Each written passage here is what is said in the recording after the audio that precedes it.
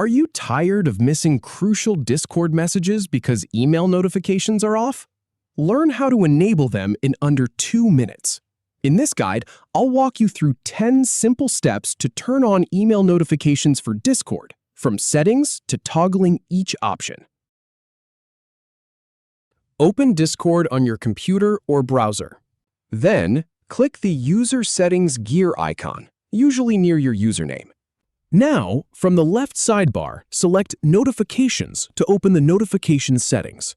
Scroll down to the Email section. Then, toggle on your preferred options under Email Notifications by clicking the switches. Toggle on Communication emails for messages and replies. Next, enable social emails for things like friend requests and activity. Switch on Announcement and Update emails. You can also toggle Tip emails to receive helpful suggestions. Turn on Recommendation emails and you're set.